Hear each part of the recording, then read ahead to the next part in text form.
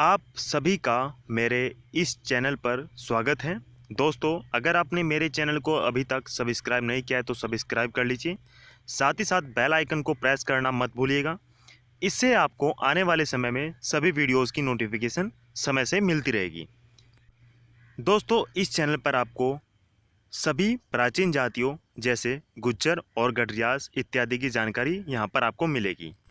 सबसे पहले हम जान लेते हैं कि आज की इस वीडियो में हम क्या जानेंगे। तो दोस्तों, यहाँ पर हम बात करेंगे गडरिया जाति के बारे में, किस प्रकार से इस जाति की उत्पत्ति हुई है, धार्मिक मान्यताओं के अनुसार यह जाति कितनी इम्पोर्टेंट है, साथ ही साथ इस जाति का इतिहास, इस जाति ने कौन कौन से साम्राज्य दिए हैं और कौन कौन से वो महान योद्धा हैं जिन्होंने भारत की सीमाओं की रक्षा की है। न केवल रक्षा की है बल्कि कई धर्मों को संरक्षण दिया है, जैसे जैन धर्म, बौद्ध धर्म और प्राचीन भारतीय सनातन संस्कृति। साथ ही साथ यहाँ पर हम ये भी जानेंगे कि विभिन्न इतिहासकार इस जाति के बारे में अपने अपने क्या मत देते हैं। तो दोस्तों, चलिए करते हैं। और जैसा कि आप देख रहे हैं कि यहाँ पर मैंने जो इसका टाइटल लिया है वो है हिस्ट्री ऑफ गडरियाज। तो दोस्तों, आज हम इस पूरी वीडियो में गडरिया जाति के बारे में जानेंगे। तो चलिए स्टार्ट करते हैं। और स्टार्ट करने से पहले थोड़ा सा जान लीजिए, क्योंकि यूट्यूब पर बहुत सारी फेक वीडियोस होती हैं, ठीक है। तो जब हम इतिहास की बात करते हैं और किसी भी जाति के इतिहास के बारे में बात कर रहे हैं तो हमारे पास कुछ आधार होने चाहिए जिससे जानकारी पूरी तरह ऑथेंटिक और प्रमाणिक हो, ठीक है। तो दोस्तों, इन्हीं सब चीज़ों को देखते हुए मैंने सबसे पहले जो आप अभी अपनी स्क्रीन पर देख रहे हैं यहाँ पर रखे हैं इस जाति के इतिहास के बारे में। सबसे पहला संदर्भ मैंने लिया है सेंसस ऑफ इंडिया 1921। उसके बाद ऋग्वेद को, आदिगुरु शंकराचार्य, पाल साम्राज्य के अभिलेख और सिक्के, हैचो का यात्रा वृत्तांत। दरअसल हैचो एक कोरिया यात्री था जो भारत में आया था। इसने भारत के राजाओं की निजी संपत्ति का जिक्र किया है जिसको मैंने यहाँ बनाया है। साथ ही साथ होलकर साम्राज्य के रॉयल लोगो और बाकी सब चीज़ें, आईने अकबरी, अर्थशास्त्र जो कि चाणक्य द्वारा लिखा गया है, ग्वालियर का किला और इंसाइक्लोपीडिया। इसके अलावा दोस्तों, मैंने कई इतिहासकारों को भी यहाँ पर आधार बनाया है इस वीडियो को ऑथेंटिक बनाने के लिए और इस जाति का इतिहास जानने के लिए। दोस्तों, सबसे पहले हम जान लेते हैं कि इस जाति का आर्यों के साथ कितना संबंध है। तो जैसा कि अनेकों इतिहासकार इस बात से सहमत हैं कि आर्य अपने साथ भेड़ बकरियाँ लेकर आए, साथ ही साथ वो कुल्हाड़ियाँ लेकर आए और वेद जैसे ग्रंथ लेकर आए। तो दोस्तों, अगर हम गडरिया शब्द की बात कर लें तो गडरिया शब्द भी संस्कृत भाषा से निकला है, जो कि न केवल भारत की वरन समस्त विश्व की सबसे प्राचीन भाषा है। आर्य भारत में कई कबीलों के रूप में आए। तो दोस्तों, यह कहना अभी तक सही नहीं होगा कि ये कौन से कबीले से संबंध रख, लेकिन जैसा कि ऋग्वेद में कबीलों का जिक्र मिलता है और कई कबीलों में सबसे महत्वपूर्ण जन और पुरु थे जिनको मिलाकर कुरु बना। तो गाइस, इसका अभी तक हमारा जितना शोध कार्य हुआ है उससे यही तय हुआ है कि ये लोग कुरु कबीले से संबंधित थे। और यह न केवल वेद लेकर आए बल्कि विश्व व समस्त भारत की जो सबसे प्राचीन भाषा है संस्कृत, या फिर सभी भाषाओं की जो जननी है संस्कृत, उसे भी लेकर आए। और गडरिया शब्द की अगर बात कर ली जाए तो यह भी संस्कृत से ही निकला है, जिसका अर्थ होता है गढ़ प्लस आर्य, अर्थात आर्यों का समूह। तो इस प्रकार से भी इस जाति के प्रति ये आर्य होने का सबसे ज़्यादा मत जाता है, क्योंकि यहाँ पर आर्य का जो अर्थ है वो है आर्य। हमारा भी जितना शोध कार्य अभी तक इस जाति दूसरा मत दोस्तों इससे लेकर उससे हमने भी तोड़ने वाला चीजों को आइडेंटिफाई किया है में इंद्र को इनका संबंध आर्यों के साथ तय करते हैं, अर्थात जिसने इनकी कल्चर में अभी भी कई ऐसी चीजें हैं जो जिनका जिक्र ऋग्वेद में मिलता है और वो अभी भी गढ़ प्लस आर्य से इन लोगों की कल्चर में और चली आ रही है। साथ ही साथ दोस्तों, ये जो ऋग्वेदिक देवता हैं उनकी पूजा पाठ अभी भी प्राचीन तरीके से करते हैं और हमने कई ऐसे देवताओं को आइडेंटिफाई किया है जिससे यह मत पूर्णतः सत्य होता है कि ये लोग आर्य हैं और आर्यों के किसी न किसी महत्वपूर्ण कबीले से या समुदाय से संबंधित हैं। तो दोस्तों, अब हम आगे बढ़ते हैं। और जैसा कि अगर हम थोड़ा ऋग्वेद के बारे में जानें तो चूँकि इसके बारे में मैं अलग से वीडियो बनाऊंगा, लेकिन यहाँ पर हम थोड़ा और जान लेते हैं आर्यों के बारे में।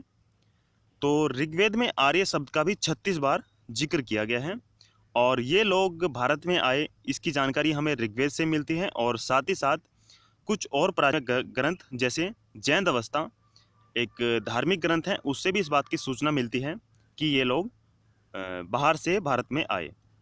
लेकिन दोस्तों आजकल की सीमाओं के अनुसार यह कहना सही नहीं है, ठीक है। इसके अलावा दूसरा मत दोस्तों इसका सिंधु घाटी सभ्यता से भी मिलता है, क्योंकि वर्तमान समय में इस गडरिया जाति की जो जातियां हैं या जनजातियां हैं उसमें से एक रन ऑफ कच्छ जो गुजरात का है वहाँ पर मिलती है। और वहाँ की औरतों की जो कल्चर है, जैसा कि हमने आइडेंटिफाई किया है, वहाँ की जो औरतें हैं अभी भी चूड़ियों को पूरे हाथ में पहनती हैं, जैसा कि आप इस फोटो में देख रहे हैं। तो दोस्तों ये सभी कल्चर और जैसे कि टैटू निकलवाना, ठीक है, तो ये सब चीज़ें इनको सिंधु घाटी से मैच कराती हैं। इसके अलावा कुछ और भी धार्मिक मान्यताएं हैं, जैसे इस जाति का हिंदू धर्म के अंदर महत्वपूर्ण स्थान है, और यह इसलिए भी ज़रूरी है क्योंकि इनकी उत्पत्ति भगवान शिव से भी मानी जाती है। एक भगवान शिव का जो रूप है खंडोबा वह मिलता है, और खंडोबा का अर्थ होता है जो अपने हाथ में खंड रखे। दरअसल दोस्तों पुराणों के अनुसार भगवान शिव का यह रूप राक्षसों का वध करने के तरह से रूप में हमें मिलता है, और भगवान शिव यहाँ पर न केवल तलवार रखते हैं बल्कि त्रिशूल भी रखते हैं, दोनों चीज़ रखते हैं। तो इसलिए यहाँ पर इनको खंडोबा महादेव, मल्हारी ये सब नामों से जाना जाता है। और बात कर ली जाए बाद के राजवंशों की, तो दोस्तों आगे हम पढ़ेंगे इस जाति के राजवंशों के बारे में, जैसे होलकर, पाल, ठीक है। तो गाइस वहाँ पर भी भगवान शिव की स्पेशल मान्यता इसमें दिखाई देती है। इसलिए भगवान शिव का जो टाइटल होता है महादेव, आज भी इस जाति की कई जातियाँ अपने साथ यूज़ करती हैं। देवताओं में शिव के अलावा यहाँ पर विष्णु का भी अहम योगदान है। दोस्तों इस जाति की अगर बात कर ली जाए तो कई समुदाय अपने आप को श्री कृष्ण से जुड़ाव भी मानते हैं, जैसा कि श्री कृष्ण के रूप जो हैं कृष्ण है, राम है, ठीक है। दोस्तों कई इतिहासकार जो पश्चिमी इतिहासकार हैं, भारतीय इतिहासकार हैं, उन लोगों ने भी इसे इन देवताओं के साथ जुड़ाव माना है। दोस्तों देवताओं में श्री कृष्ण और राम प्रमुख हैं, और आज भी कई जनजातियां हैं जैसे गद्दी जो कि हिमाचल में पाई जाती हैं, वो लोग आज भी अपने ऊपर सिर के ऊपर जो टोपी ओढ़ते हैं वहाँ पर मयूर पंख लगाते हैं। साथ ही साथ अगर रन ऑफ कच्छ के गद्दी माफ़ी चाहूँगा रबारी और रजाड़ियों की बात कर ली जाए तो वो भी भगवान श्री कृष्ण के साथ अपना जुड़ाव मानते हैं। इसके अलावा कई जगह हमें प्राचीन ग्रंथों में भी इस बात का जिक्र मिलता है कि भगवान श्री कृष्ण के साथ भी इनका संबंध था और राम के साथ भी इनका संबंध था। इस प्रकार से ये था कि किस प्रकार से इस जाति के लोगों का या समुदायों का देव देवताओं के साथ संबंध है। अब बात कर लेते हैं राजवंशों की, कि इस जाति ने भारत को कौन कौन से महत्वपूर्ण राजवंश दिए हैं। तो दोस्तों इसमें आता है महान मौर्य साम्राज्य, और अगर मौर्यों की बात कर ली जाए तो मौर्य इसलिए इम्पोर्टेंट हैं क्योंकि इन्होंने ही सबसे पहले भारत को अखंड स्वरूप प्रदान किया था। और दोस्तों इसका जो एक तरह से इतिहास हमें मिलता है वो चाणक्य के द्वारा मिलता है, जो कि उनकी पुस्तक है अर्थशास्त्र, ठीक है। और गाइस गुप्तों का जो गुप्त साम्राज्य है वो हमने यहाँ पर इसलिए रखा है क्योंकि बहुत सारे इतिहासकार ये मानते हैं क्योंकि जो उसका संबंध गुप्त साम्राज्य से ही था, ठीक है। और इसमें महान पाल साम्राज्य आता है, महान विजयनगर साम्राज्य आता है, पाल हिंदू शाही आता है, और बाद के होलकर जो राजवंश हुआ मराठा साम्राज्य के अंतर्गत वो भी इसी के अंतर्गत आता है। बघेल राजवंश जिन्होंने लगभग 1000 साल तक ग्वालियर के किले पर शासन किया, वो लोग भी इसी जाति के अंतर्गत आते हैं। और अब हम थोड़ा इसके बारे में मोटा मोटा जान लेते हैं और इस जाति के जितने भी राजवंश हैं उनकी राजनीतिक सीमाओं के बारे में जान लेते हैं। तो गाइस सबसे पहले हम बात करेंगे मौर्य साम्राज्य की। तो ये मौर्य जो साम्राज्य आप देख रहे हैं इसका एक तरह से जो स्थापना की थी वो चंद्रगुप्त मौर्य ने की थी और चाणक्य की सहायता से की थी। बाद में कई और महत्वपूर्ण शासक भी हुए जिसमें अशोक का नाम भी आता है, जो इसी जाति से या कह सकते हैं मौर्य साम्राज्य से संबंधित थे। और गाइस आगे बढ़ने से पहले मैं आपको बता देता हूँ कि इन सभी राजवंशों की आपको वीडियो अलग से मिलेगी, इनके पर एक राजा पर मैं वीडियो बनाऊंगा, ठीक है। तो गाइस अब बात कर लेते हैं पाल साम्राज्य की। तो पाल साम्राज्य का राजपूत काल में बहुत ज़्यादा महत्वपूर्ण योगदान है।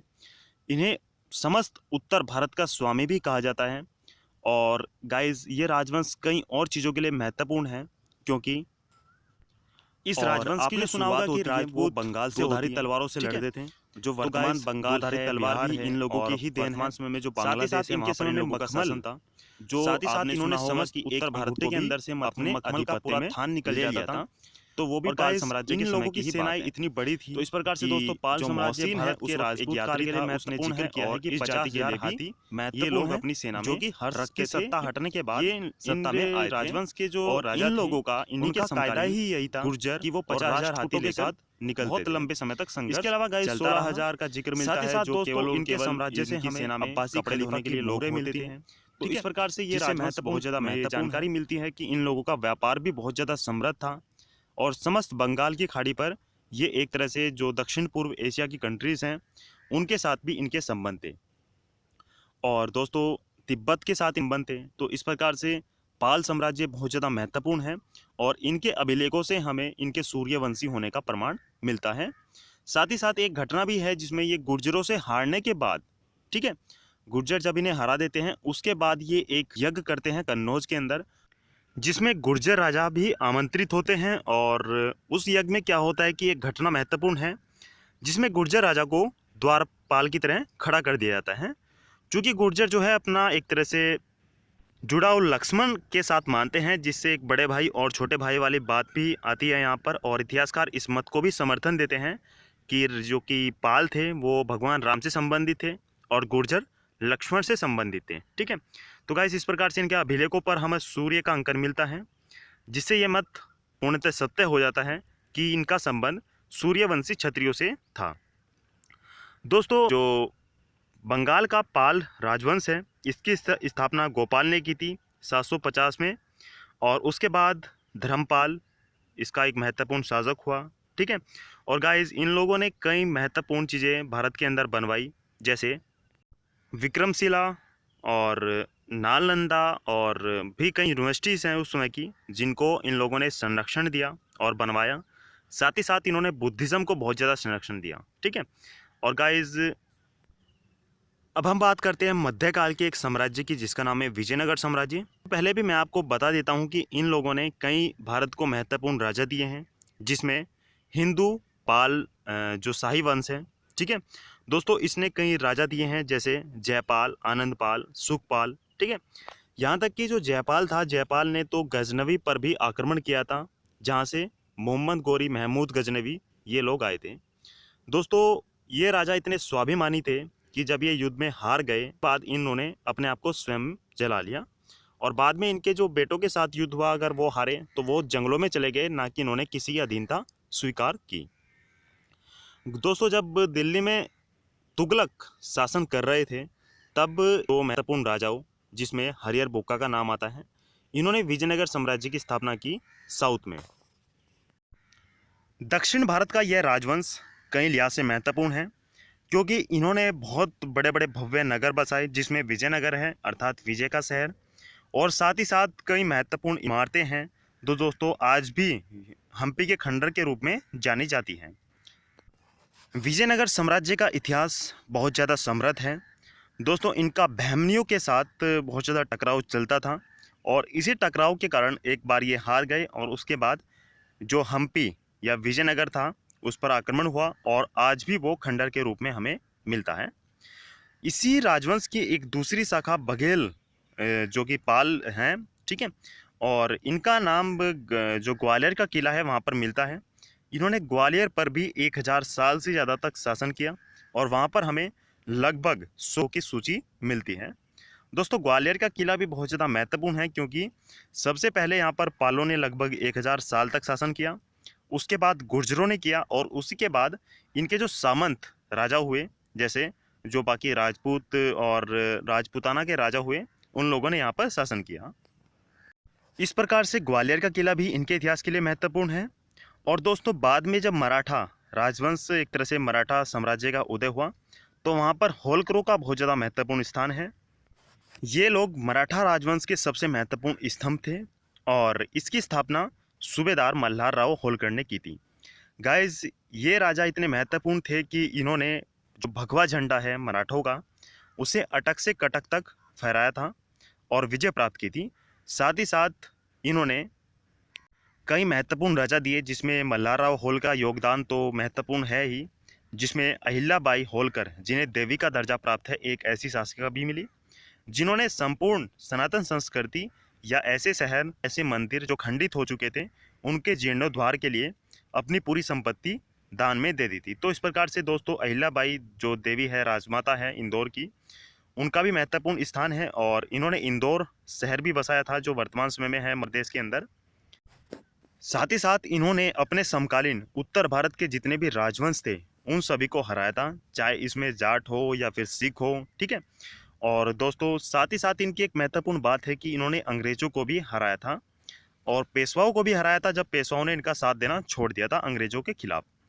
दोस्तों पेशवा ये मराठा साम्राज्य के प्रधानमंत्री थे और मल्हारराव होलकर ने एकमात्र ऐसे सूबेदार कह लीजिए मराठा साम्राज्य के जिन्होंने 4 पेशवाओं के साथ कार्य किया था।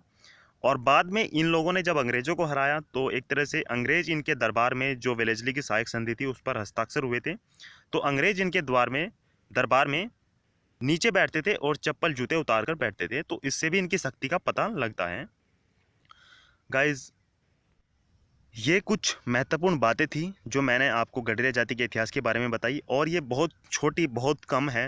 आगे वीडियो में आपको बहुत डीप जानकारी मिलेगी। मैं पर्टिकुलर एक एक राजा के ऊपर वीडियो बनाऊंगा, उसके लिए आपका समर्थन चाहिए। और दोस्तों अब हम बात कर लेते हैं कि वर्तमान समय में यह जो जाति है जिसने इतने राजवंश दिए हैं, इतने महत्वपूर्ण राजा दिए हैं, वो किस किस नानी जाति है और भारत में कहाँ कहाँ पर पाई जाती है।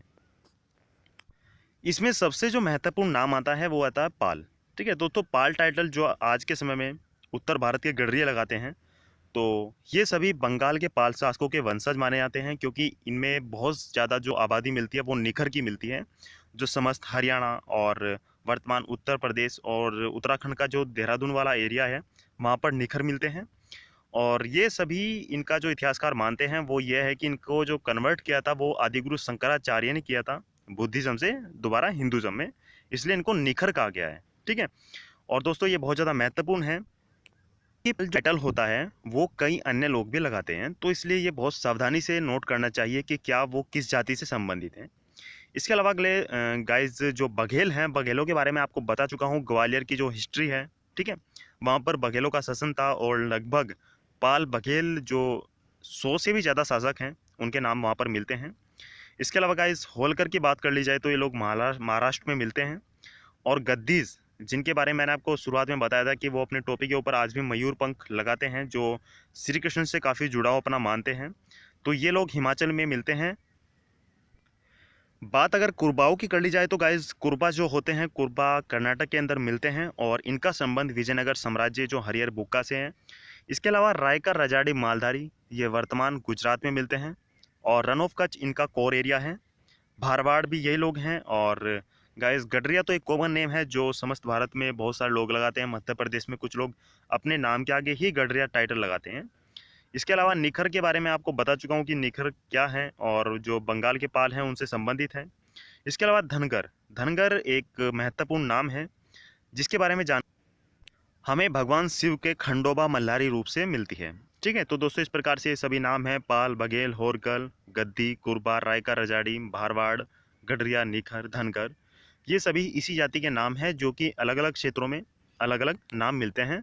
जबकि अगर इनका डीप अध्ययन किया जाए तो दोस्तों इन सभी का राजवंश इनसे कहीं संबंधित है और सभी की जो महत्वपूर्ण चीज़ें हैं वो है सूर्यवंशी क्षत्रिय होने का आधार, क्योंकि बंगाल के अगर पालों के अभिलेख ले लिए जाएँ और होलकरों की जो रॉयल लोगो है वहाँ पर भी सूर्य का अंकन मिलता है। और इसके अलावा कई महत्वपूर्ण चीज़ें हैं जहाँ से इस बात की सूचना मिलती है कि ये लोग अगर क्षत्रिय वर्ण के अंतर्गत इनको देखा जाए तो सूर्यवंशी होने का इनका आधार मिलता है। तो दोस्तों इस प्रकार से यह वीडियो थी और अंतिम में मैं यही कहूँगा कि अगर आपने मुझे अभी तक सब्सक्राइब नहीं किया तो सब्सक्राइब कर लीजिए। साथ ही साथ इस वीडियो को शेयर करना मत भूलिएगा, लाइक कीजिए, कमेंट कीजिए। आपके सुझाव भी आमंत्रित हैं क्योंकि अभी ये शोध कार्य आगे चल रहा है और जितनी भी पार्शियल कम्युनिटी है जैसे गुज्जर, यादव, तो दोस्तों उनके बारे में भी यहाँ पर आपको सूचनाएं मिलेंगी। तो अब मैं विदा लेना चाहूँगा। आज की इस वीडियो को यहीं पर समाप्त किया जा रहा है। अगले वीडियो में आपसे मुलाकात होगी, तब तक के लिए धन्यवाद।